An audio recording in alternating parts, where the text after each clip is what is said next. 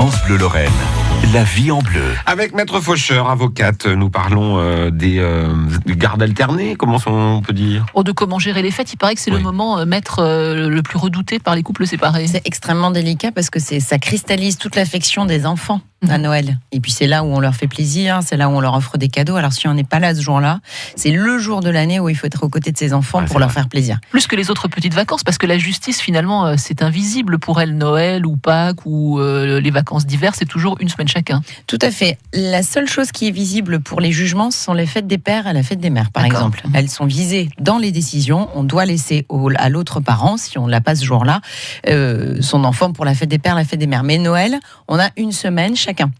Donc une semaine, une année, on a les enfants à Noël, et l'année suivante, on aura Nouvel An. Pourtant, il y a certains couples qui font 24 toits, 25 mois, et puis l'année d'après, on fait le contraire.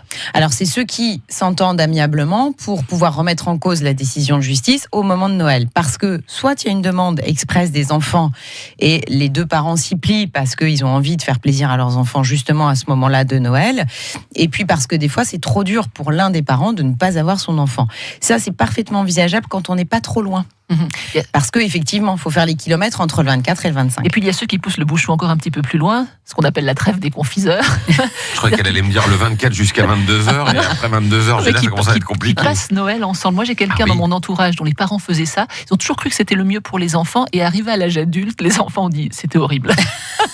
Alors effectivement, il y a des couples qui se réunissent pour Noël ensemble. Alors c'est aussi leur manière de passer Noël avec leur ex-belle-famille, leur ex-beaux-parents qu'ils aimaient beaucoup, bien, leur ex-belle-sœur, etc. Parce qu'on peut continuer à s'entendre avec sa belle-famille. Là-dessus, il n'y a pas de difficulté. Il faut que ce soit des parents qui s'entendent, évidemment. Et qu'il n'y ait pas de tension, parce que les enfants le sentent. Tout à fait, qu'il n'y ait pas de tension et que les ex-belles-familles soient heureuses d'accueillir leur gendre ou leur belle-fille qui ne voit plus. Alors non. Alors rares sont ceux qui acceptent effectivement la nouvelle ou le nouveau qui vient d'arriver. Donc ça, c'est faisable quand il n'y a pas de tiers effectivement qui vient d'intégrer la famille. Surtout que ce tiers-là va faire qu'on va passer Noël un bout dans la famille de celui-ci.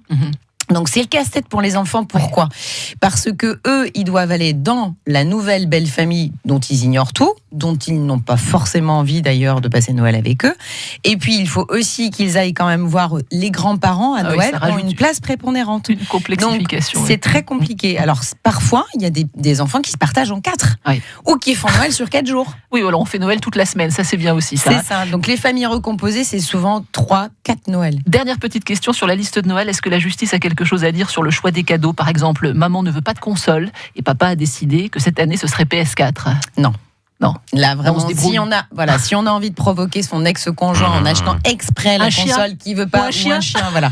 Moi j'ai eu aussi les pistolets à billes qui peuvent faire mal. Les nerfs là. Les nerfs. J'ai eu une maman qui était mécontente parce que on avait un flingue sous le sapin. Parce que finalement le plus simple c'est pas d'offrir une licorne. Ah bah, c'est sûr. On est tout le monde d'accord. Bon, les petits garçons seront moins fans. Ah oui, c'est vrai, j'y ai pas pensé. Bon, on trouvera autre chose. Bon, voilà, donc on a à peu près donné les choses. Oui, merci maître. Merci maître. Bonne journée à vous. Merci à vous.